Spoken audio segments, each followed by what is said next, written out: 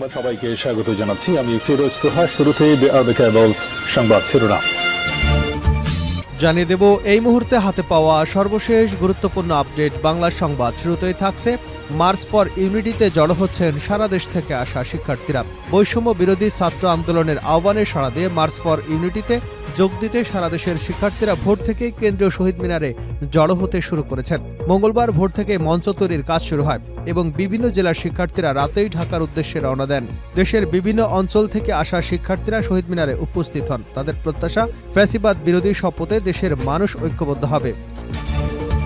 এবারে জানাবো, কেউ দল করলে আপত্তি নেই, ক্ষমতা দখল করতে চাইলে আপত্তি আছে। বিএনপির ভাইস চেয়ারম্যান শামসুজ্জামান দুদু বলেছেন, বিএনপি পারে দেশে গণতন্ত্র, বাংলাদেশের স্বাধীনতা এবং সার্বভৌমত্ব রক্ষা করতে। কিভাবে গরিব মানুষের পাশে দাঁড়াতে হয় তা জানে বিএনপি। এটা অতীত ইতিহাসে দেখা গেছে। ক্ষমতায় আনলে তারেক রহমানের নেতৃত্বে আগামীতেও সেটি দেখতে পাবেন।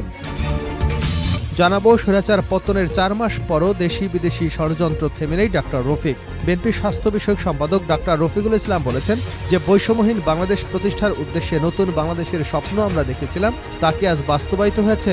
স্বৈরাচার পতনের আজ 4 মাস হয়ে যাচ্ছে, অথচ দেশ নিয়ে বিদেশি ষড়যন্ত্র থেমে নেই। এদিকে আওয়ামী লীগ নেতারা দখলে 1500 একর জমি বাবা ছেলের কাছে অসহায় এলাকাবাসী। বান্দরবানের লামা উপজেলার সরাই ইউনিয়নে জালিয়াতি করে 15 বছরে প্রায় 1500 একর জমির মালিক হয়েছেন মোহাম্মদ আলী শিকদার নামের আওয়ামী লীগ নেতা ও তার ছেলে। এবারে থাকছে দীর্ঘ 14 বছর পর প্রকাশ্যে ছাত্র শিবিরের সদস্য সম্মেলন। দীর্ঘ 14 বছর পর প্রকাশ্যে সদস্য সম্মেলন করছে বাংলাদেশ ইসলামী ছাত্র শিবির। মঙ্গলবার সকালে রাজধানী সরোয়ার্দী উদ্যানে 7000-এরও বেশি সদস্য নিয়ে এ সম্মেলন শুরু হয়। পবিত্র কোরআন তেলাওয়াতের মধ্য দিয়ে সকাল 8টায় এ সম্মেলন শুরু হয়। উদ্বোধনী বক্তব্য রাখেন ছাত্র শিবিরের কেন্দ্রীয় সভাপতি মঞ্জুরুল ইসলাম। এবং সর্বশেষ জানাবো আন্তর্জাতিক সংবাদ। দক্ষিণ কোরিয়ার অভিশংসিত প্রেসিডেন্টের বিরুদ্ধে গ্রেপ্তারি পরোয়ানা জারি। দক্ষিণ কোরিয়ার অভিশংসিত প্রেসিডেন্ট ইউন সুক ইউলের বিরুদ্ধে গ্রেপ্তারি পরোয়ানা জারি করেছেন আদালত। সিউলের একটি আদালতে আদেশ জারি করেন। মঙ্গলবার বিবিসির প্রতিবেদনে এ তথ্য জানা গেছে।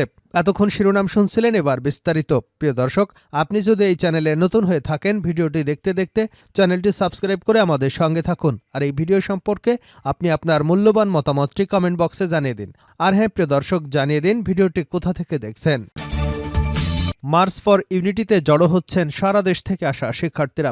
বৈষম্য বিরোধী ছাত্র আন্দোলনের আহ্বানে সাড়া দিয়ে মার্চ ফর ইউনিটিতে যোগ দিতে সারা দেশের শিক্ষার্থীরা ভোর থেকে কেন্দ্রীয় শহীদ মিনারে জড়ো হতে শুরু করেছেন।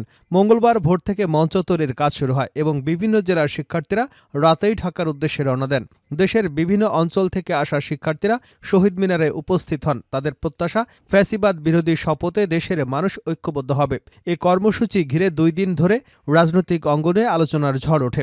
বৈষম্য বিরোধী ছাত্র আন্দোলন এবং জাতীয় নাগরিক কমিটির জুলাই বিপ্লবের ঘোষণাপত্র নিয়ে বিতর্ক রাজনীতিতে উত্তেজনা সৃষ্টি করে। সোমবার রাতে এক সংবাদ সম্মেলনে বৈষম্য বিরোধী ছাত্র আন্দোলনের পক্ষ থেকে জানানো হয়, বিকাল 3টায় শহীদ মিনারে মার্চ ফর ইউনিটি কর্মসূচি পালিত হবে। এ কর্মসূচি দেশের ঐক্যের প্রতীক হিসেবে গুরুত্ব বহন করে। কেউ দল করলে আপত্তি নাই, ক্ষমতা দখল করতে চাইলে আপত্তি আছে দুদু। বিএনপির ভাইস চেয়ারম্যান শামসুজ্জামান দুদু বলেছেন, বিএনপি পারে দেশে গণতন্ত্র, বাংলাদেশের স্বাধীনতা ও সার্বভৌমত্ব রক্ষা করতে। কিভাবে গরিব মানুষের পাশে দাঁড়াতে হয় তা জানে বিএনপি। এটা ইতিহাসে দেখা গেছে। ক্ষমতায় আনলে তারেক রহমানের নেতৃত্বে আগামীতেও সেটি দেখতে পাবেন। জাতীয় প্রেসক্লাবের সামনে দেশ বাঁচাও মানুষ বাঁচাও আন্দোলনের উদ্যোগে গণহত্যাকারী খুনি হাসিনা এবং তার দেশে অরাজকতা সৃষ্টির পায়তারা করবার প্রতিবাদে নাগরিক সমাবেশে কথা বলেন তিনি। দুদু বলেন, দেশে একটা ষড়যন্ত্র চলছে। এই ষড়যন্ত্র থেকে দেশকে বাঁচাতে হলে, দেশকে রক্ষা করতে হলে আমাদের সবাইকে সতর্ক থাকতে হবে। তিনি বলেন, সবাই জানে গণতন্ত্রের উত্তরণের জন্য নির্বাচনের বিকল্প নেই। কোনো মহল নির্বাচনকে আটকে দিয়ে দেশকে বিভিন্ন পথে নিয়ে যেতে চায়। কেউ দল গঠন করে ক্ষমতায় আসতে চায়। কেউ দল গঠন করতে পারে, নির্বাচন করতে পারে, আমাদের আপত্তি নেই।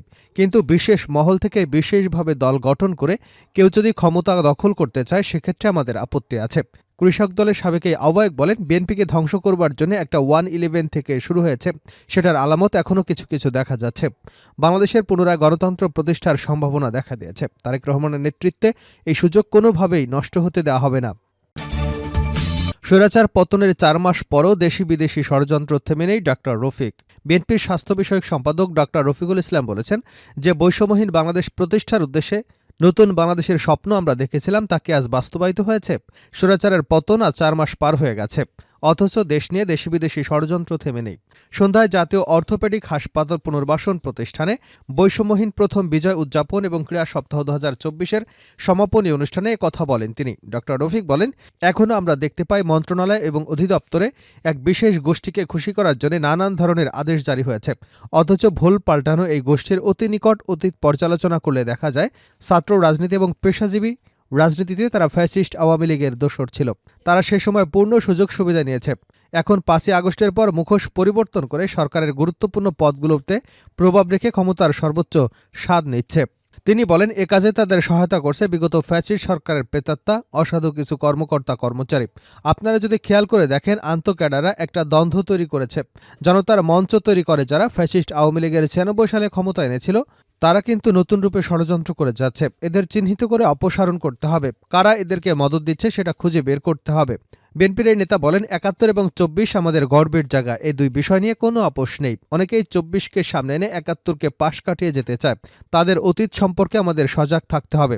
তিনি আরও বলেন, যতদিন না একটি গণতান্ত্রিক সরকার পুনঃপ্রতিষ্ঠা হবে ততদিন এমন ষড়যন্ত্র অব্যাহত থাকবে। তাই একটি সুষ্ঠু নির্বাচন ছাড়া আসলে এই সংকট উত্তরণের কোনো সুযোগ নেই। আওয়ামী লীগ নেতার দখলে 1500 একর জমি বাবা ছেলের কাছে অসহায় এলাকাবাসী। বান্দরবানের রামা উপজেলার সরাই ইউনিয়নে জালিয়াতি করে 15 বছরে প্রায় 1500 একর জমির মালিক হয়েছেন মোহাম্মদ আলী শিকদার নামের আওয়ামী লীগের নেতা ও তার ছেলে। আলীলামা উপজেলা আওয়ামী লীগের সহসভাপতি এবং তার ছেলে দস্তগীর শিকদার মানিক সরাই ইউনিয়ন যুবলীগের ধর্ম বিষয়ক সম্পাদক। বাবা ছেলে মিলে জালিয়াতি করে ভয় ভীতি দেখিয়ে সরাই এবং ডলুছড়ি মৌজায় মোহাম্মদ আলী নামের 600 একর এবং তার স্ত্রী শামসুন্নাহার বেগমের নামে 200 একর, বড় ছেলে আলমগীর শিকদারের নামে 650 একর, ছোট ছেলে দস্তগীর শিকদার মানিকের নামে 50 একর জমি রেজিস্ট্রি করে নিয়েছে। এখন এসব ভিটে মাটি ফেরত চান অসহায় ভুক্তভোগীরা। সর্বশেষ বিগত জুলাই আগস্টে দলীয় দাপট দেখে লামা সোয়ালক সড়ক দখল করে সরাই বাজারে মার্কেট নির্মাণ করেন মোহাম্মদ আলী শিকদার। মোহাম্মদ আলীর জালিয়াতির শিকার 100 বছরের বৃদ্ধ সাহেব আলী তালুকদার বলেন, লামা সরাই ইউনিয়নের যে জায়গাটির উপর মোহাম্মদ আলীর নজর পড়েছে সেটি সে যে কোনো কৌশলে জালিয়াতি জবরদখল করে নিয়ে ছেড়েছে। তালুকদারের প্রায় 30 একর জমির উপরে জালিয়াতি করে মোহাম্মদ আলী এবং তার পরিবারের লোকদের নামে রেজিস্ট্রি করে নেয়। এরপর একদিন পাহাড়ি হাতি এসে তালুকদারের বাড়িঘর ভেঙে দেয় এবং তার স্ত্রী হাতির আক্রমণে মারা যায়। পরে তিনি তার বাড়ি মেরামত করতে গেলে মোহাম্মদ আলী গিয়ে জমিগুলো তার বলে দাবি করে এবং ঘর মেরামতে বাধা দেয়। পরে তালুকদারকে হত্যার হুমকি দিলে তিনি বাড়ি ছেড়ে খাগড়াছড়িতে তার মেয়ের কাছে আশ্রয় নেন। শেষ করছে আন্তর্জাতিক সংবাদে। দক্ষিণ কোরিয়ার অভিশংসিত প্রেসিডেন্টের বিরুদ্ধে গ্রেপ্তারি পরোয়ানা জারি। দক্ষিণ কোরিয়ার অভিশংসিত প্রেসিডেন্ট ইউন সুক ইয়োলের বিরুদ্ধে গ্রেপ্তারি পরোয়ানা জারি করেছেন আদালত। সিউলের একটি আদালত এই আদেশ জারি করেন। মঙ্গলবার বিবিসির প্রতিবেদনে এ তথ্য জানানো হয়েছে। 3রা ডিসেম্বর সামরিক আইন জারির চেষ্টার অভিযোগে এই পরোয়ানার আদেশ দেওয়া হয়। বিদ্রোহ এবং রাষ্ট্রদ্রোহের অভিযোগে একাধিক তদন্তের মুখোমুখি ইউন। গত 2 সপ্তাহে তার বিরুদ্ধে একাধিক জিজ্ঞাসাবাদের আয়োজন করা হয়, কিন্তু সেই জিজ্ঞাসাবাদের মুখোমুখি হওয়ায় আদেশ উপেক্ষা করেন তিনি। অবশেষে কর্তৃপক্ষের সামনে হাজির হওয়ার 3টি সমন উপেক্ষার পরে এই পরোয়ানা এলো। রোববার রাতে তদন্তকারীরা বিদ্রোহ এবং ক্ষমতার অপব্যবহারের অভিযোগে ইউনের বিরুদ্ধে গ্রেপ্তারি পরোয়ানার আবেদন করেন। এই পদক্ষেপকে তার আইনজীবীরা অবৈধ বলে বর্ণনা করেছেন। দক্ষিণ কোরিয়ার স্বল্পকালীন সামরিক আইন ঘোষণার পর থেকে রাজনৈতিক সংকট রয়েছে। ইউন এবং তার একজন উত্তরসূরিও পার্লামেন্টে তার অভিশংসিত হয়েছেন।